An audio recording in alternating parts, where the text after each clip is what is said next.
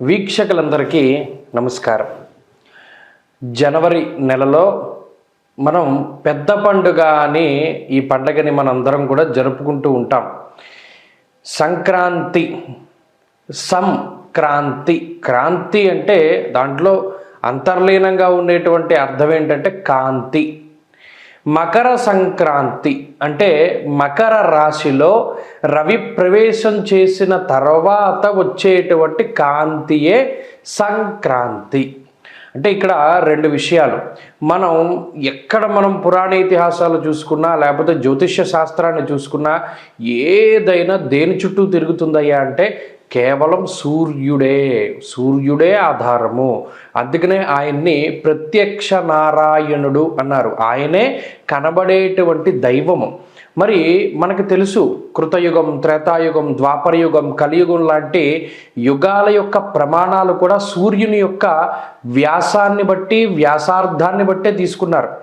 మీరు ఉదాహరణకి చూస్తే సూర్యుని యొక్క వ్యాసాన్ని చూస్తే 64 లక్షల మైల్స్లో నొక్కితే అదే కొలమానం మనకి ఏమవుతుంది? ఇప్పుడు 4,32,000 సంవత్సరాలు అన్నాం. మరి దీనికి డబుల్ చేస్తే 8,64,000 సంవత్సరాలు. అంటే దీనిపైన ఉండేటువంటి ద్వాపరయుగ ప్రమాణం సూర్యుని యొక్క వ్యాసం 1. ఈ 8,64,000 మైళ్ళు ఏదైతే మనకి ఈ సూర్యుని యొక్క వ్యాసం ఉన్నదో అదే యుగ ప్రమాణాలు. రాత్రి అయినా, పగలైనా, లేకపోతే ఋతువులైనా, వర్షాలు పడాలన్నా, ఏం జరగాలన్నా సూర్యుడే మనకి ఆధారం. అందుకనే జ్యోతిష్శాస్త్రమందు కూడా ఆయనకు ఉండేటువంటి ప్రాముఖ్యత. అందుకనే ఆయన్ని గ్రహరాజు అన్నారు, ఉత్తనే అల్లా. మరి ఆయన ఇప్పటి వరకు దక్షిణ దిక్కుగా ప్రయాణం చేస్తూ వచ్చారు. మీరు గమనించండి, ఒకవేళ మీది తూర్పు ఫేసింగ్ ఇళ్ళు అయితే మీ సింహద్వారం దగ్గర నుంచి చూడండి, జనవరి నాడు అంటే ఈ సంక్రాంతి పండగ రోజున సూర్యుడు ఎక్కడున్నాడో చూడండి.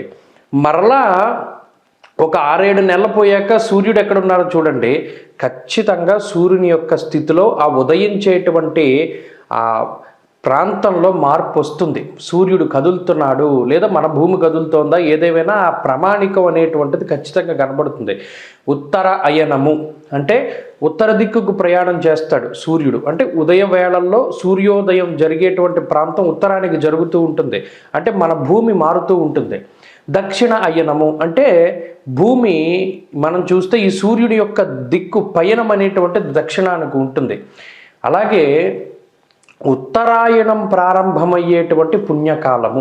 మరి కేవలం రవి రోజుకి 1 డిగ్రీ ప్రయాణం చేస్తారు. ఏమంటే ఉత్తరాయణాన్నే ఎందుకు పుణ్యకాలం అన్నారండి?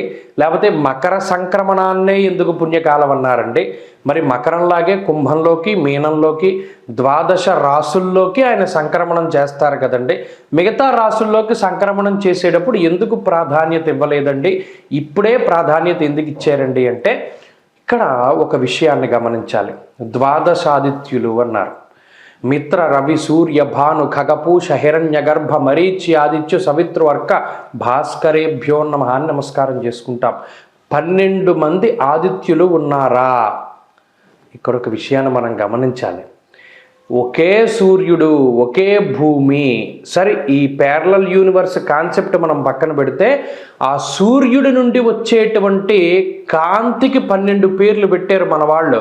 సంవత్సరానికి 12 నెలలు. సూర్యుడు ఒక రాశిలో 1 నెలే ఉంటాడు. అంటే ఆ నెలలో ఆయన నుండి వచ్చేటువంటి కిరణాలు ఏంటో ఆ కిరణాలను బట్టి సూర్యుడిని పిలుస్తూ ఉన్నారు మన వాళ్ళు. ఎంత గొప్ప మేధా సంపత్తో చూడండి. మరి భోగి అన్నాం పండగనే. మరి మకర సంక్రమణం అంటే ఈ మకర రాశిలోకి రవి వచ్చిన లగాయతు సూర్యుడి యొక్క అయనము అంటే ప్రయాణము ఉత్తర దిక్కుకు ఉంటుంది కాబట్టి అది ఉత్తరాయణము అన్నాం. ఇప్పుడే కాదు, ఏదైనా గుర్తుపెట్టుకోండి, మనం దక్షిణం నుండి ఉత్తరానికి వెళుతుంటే శుభం, మంచిది. ఆ రాముడు లంక నుండి ఉత్తరానికి అయోధ్యకి పయనం చేస్తే శుభం జరిగింది. అయోధ్య నుండి దక్షిణానికి వచ్చాడు, మంచి జరగల. అందుకనే దక్షిణాయనము అంటే అది కొంత తక్కువ ప్రాధాన్యత. అంటే తక్కువ అని కూడా కాదు, అక్కడ అది మన యొక్క సాధనకి సంబంధించినటువంటిది. అయితే ఈ ఉత్తరాయణం దేవతా కాలమానం ప్రకారం పగలు, సరే ఈ ఉత్తరాయణం అంటే ఈ మకర సంక్రమణం, మకర రాశిలోకి రవి సంక్రమణం చేసినటువంటి కాలం. ఇలాంటి పుణ్యకాలాలు నిజానికి 12 ఉన్నాయి. ప్రతి నెలలోనూ సూర్యుడు సంక్రమణం చేస్తూనే ఉంటారు. సూర్య సంక్రమణ పుణ్యకాలం ప్రతి నెలకి ఉంటుంది. కానీ నిజానికి వాటిలో 4 చాలా ప్రాముఖ్యతను సంతరించుకుంటాయి. ఒకటి మేష సంక్రమణం. నిజానికి నవనాయకులని మనం గణన చేసేటప్పుడు పంచాంగ గణితంలో చేస్తారు. సింహ సంక్రమణ వారాధిపతి, అలాగే మేష సంక్రమణ వారాధిపతి, ధను సంక్రమణ వారాధిపతి. ఈ వారాధిపతుల నిర్ణయమే నవనాయకుల యొక్క గణితం. అయితే ఇందులో మేషరాశిలో రవి సంచారం చేస్తున్నటువంటి పుణ్యకాలం అది వైశాఖ మాసము. వైశాఖ పురాణాంతర్గతమైనటువంటి విషయాలను చదివితే మనకి తెలుస్తుంది. మరలా కర్కాటక సంక్రమణం అంటే మళ్ళీ అది దక్షిణాయనం ప్రారంభమవుతుంది. కర్కాటకంలో సూర్యుడు సంక్రమణం చేస్తూ ఉన్నప్పుడు ఆయన పేరు విష్ణువు. శ్రావణ మాసంలో ఆ సూర్యుని యొక్క పేరు చెప్పారు. మరలా కర్కాటక సంక్రమణం అయిన తర్వాత తులా సంక్రమణం చేస్తాడు రవి. తులా సంక్రమణం చేసేటప్పుడు మనందరికీ కూడా కార్తీక మాసము. మరలా మకర సంక్రమణం చేసేటప్పుడు పుష్యమాసము. కార్తీక మాసంలో సూర్యుడి పేరు విష్ణువు, కర్కాటకంలోది కాదు. అయితే మాసాలు చూడండి, వైశాఖ మాసము, శ్రావణ మాసము, కార్తీక మాసము, పుష్యమాసము. ఈ 4 మాసాల సంక్రమణంలో రవి ఆయా రాసుల్లో సంక్రమణం చేసేటువంటి కాలం చాలా ప్రాముఖ్యత కలిగింది. ఆయా కాలాల్లో వైశాఖ పురాణము, అలాగే శ్రావణ మాసంలోనూ, అలాగే ఈ తులా సంక్రమణం అప్పుడు కావేరీ నదిలో స్నానం చేయమంటారు. ఇలా అన్నిటికీ ప్రాధాన్యత ఉంటుంది. అయితే పెద్ద పండగ మకర సంక్రమణం. ఈ రోజు నుండే సూర్యుడు ఉత్తరానికి పయనం ప్రారంభం చేస్తారు. దేవతా కాలమానం ప్రకారం పగల కాబట్టి ఈ మకర సంక్రమణానికి అత్యంత ప్రాధాన్యతనిచ్చారు. మరి భోగి ఏంటండి, కనుమ ఏంటండి అని అంటారు. కనుమలు చాలా కనుమలు ఉంటాయి మనకి, అవి వేరే వీడియోలో మాట్లాడుకుందాం. ఏదైనా ఈ కనుమలు వచ్చేసరికి ఇది ఒకటే కనుమ కాదు, మిగతా కనుమలు కూడా ఉంటాయి. అయితే ఇక్కడ భోగి అనే పేరు ఎలా వచ్చింది అంటే భగుడు. సూర్యుడి కిందాక 12 నామాలు చెప్పుకున్నాం కదా. ఈ మాసంలో అంటే పుష్యమాసంలో సూర్యుని యొక్క పేరు భగుడు. ఆయన సంక్రమణం చేస్తున్నాడు కాబట్టి ఆయన యొక్క పేరు మీద ఈ భోగి అనేటువంటి పేరు వచ్చింది. భగహ అనేటువంటి పేరు నుండి భోగి వచ్చింది. మరి ఈ పుణ్యకాలాన్ని చక్కగా మనం భోగభాగ్యాలతో ఉండాలని ఆ రోజు ఏం చేస్తాం, సంక్రమణానికి సంబంధించినటువంటి నియమాలన్నీ పాటిస్తాం. అంటే చక్కగా శరీరాన్ని తైల సంస్కారం చేసుకుని, అంటే నూనె రాసుకుని చక్కగా నలుగు పెట్టి స్నానం చేయిస్తారు చిన్నపిల్లలకి అందరికీ. అలాగే భోగిపళ్ళు పోస్తారు. భోగిపళ్ళు అంటే అక్కడ చూడండి, మళ్ళీ ఎర్రటి రంగులో ఉండేటువంటి పళ్ళు, దానివల్ల చీడపీడలు పోతాయి, ఆయుర్వృద్ధి కలుగుతుంది, చిన్నపిల్లలకి మంచిది అని.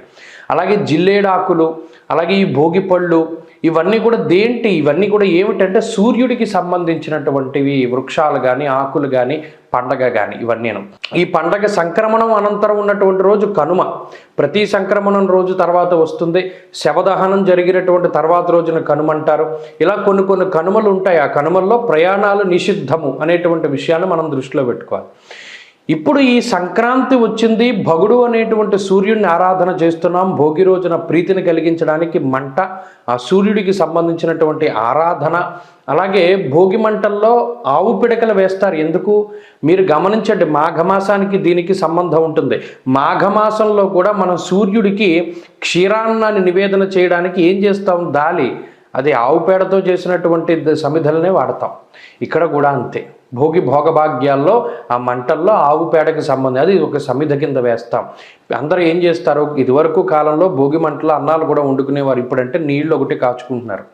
ఇలా సూర్యుడికి సంబంధించినటువంటి పండగ ఇది. సూర్యుడికి మనకి ఉండేటువంటి అవినాభావ సంబంధం.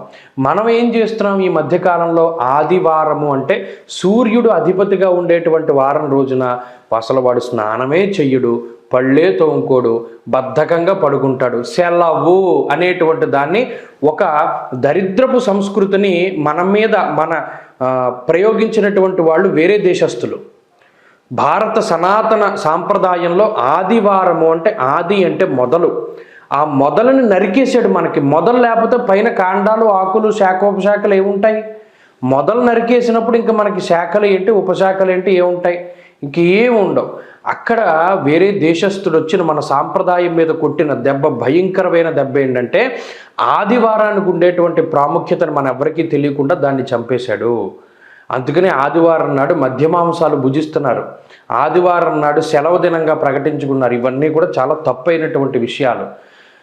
ఆదిత్య హృదయం కానీ లేకపోతే సూర్యాష్టకం పఠే నిత్యం గ్రహపీడా ప్రణాశనం అపుత్రో లభతే పుత్రం దరిద్రో ధనవాన్ భవేత్ ఆమిషం మధుపానంచ ఎక్కరో తిరవేర్దినే సప్తజన్మ భవేద్రోగి జన్మజన్మ దరిద్రత స్త్రీ తైల మధు మాంసాన్ని ఏ త్యజంతిరవేర్దినే.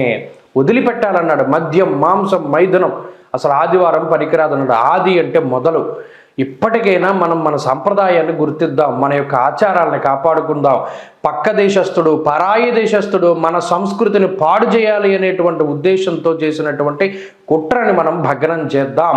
సూర్యుడికి ఇంత ప్రాధాన్యత, ప్రతి పండగలోనూ కూడా ఇంతటి ప్రాధాన్యతని మన పూర్వీకులు మనకి ఇచ్చారు. కాబట్టి ఆ సూర్య నమస్కారాలు ఆ సంస్కృతే తీసేసాడు వాడు. సూర్య నమస్కారాలను సంస్కృతి, సూర్యుడికి అర్ఘ్యం ఇచ్చేటువంటి సంస్కృతి, ఇవన్నీ తీసేశాడు. సాక్షాత్తు రాముడంతటి వాడు, ఆ మర్యాద పురుషోత్తముడు మహానుభావుడు రావణాసురుణ్ణి చంపడానికి వెళ్ళినటువంటి సమయంలో సాక్షాత్తు అగస్త్య మహర్షి వెళ్ళి ఆదిత్య హృదయం చెప్పారు. ఆదిత్య హృదయానంతరం త్రిరాచమ్య 3 సార్లు ఆచమనం చేసిన తర్వాత రాముడు ధనుర్బాణాలు తీసుకువెళ్ళి రావణాసురుణ్ణి సంహారం చేశాడు. అంతటి గొప్ప శక్తి ఆదిత్యునిలో ఉన్నది. అది మన దగ్గరికి రావాలి అంటే ఖచ్చితంగా మనం ప్రతిరోజు ఆదిత్య హృదయం చదవాలి. సూర్యుడికి మనం ఎక్స్పోజ్ అయ్యి ఉండాలి. ఆదివారం నాడు బద్ధకాన్ని వదిలిపెట్టాలి. మద్యం మాంసం మైథునాన్ని మానేయాలి. ఆదివారానికి ఉండేటువంటి ప్రాముఖ్యతను తెలుసుకోవాలి. సంక్రాంతి పండగకి అలాగే ప్రతి క్రాంతికి కూడా ఉండేటువంటి విషయాలని అందరం కూడా చక్కగా అవగాహన చేసుకోవాలి. పెద్ద పండగ చేసుకుంటున్నాం, మరి దీని వెనకాల ఉన్నదంతా సూర్యుడే. భగుడు అనేటువంటి సూర్యుడి పేరు మీద ఈ నెలలో సూర్యుడి నామం అది. భోగి పండగ వచ్చింది, సంక్రమణం జరుగుతోంది. సంక్రమణం జరిగింది కాబట్టి పండగ, పెద్ద పండగ వచ్చింది, పంటలు చేతికి వస్తున్నాయి. సూర్య సంక్రమణం అది చాలా పుణ్యకాలం. పెద్దలందరికీ కూడా, పితృదేవతలందరికీ కూడా పేరు పేరున చెప్పి పొత్తర్లు ఇస్తారు. అందరికీ కూడా జంగం వాళ్ళ దగ్గర నుండి బ్రాహ్మణుల దగ్గర నుండి అందరికీ కూడా వీళ్ళందరికీ కూడా చక్కగా స్వయంపాక దానాలు ఇవన్నీ కూడా ఇస్తారు. అంతటి ప్రాముఖ్యతను కలిగి ఉన్నటువంటి రోజు కాబట్టి ఈ పండగ అయిపోయిన తర్వాత రోజు కనుమ అంటారు.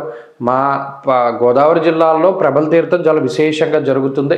అయితే కనుమ రోజున ప్రయాణాలు నిషిద్ధం. ఇటువంటి కనుమలు కూడా కొన్ని ఉన్నాయి. ఇది మరలా మనం వచ్చే వీడియోలో ఖచ్చితంగా తెలుసుకునేటువంటి ప్రయత్నం చేద్దాం.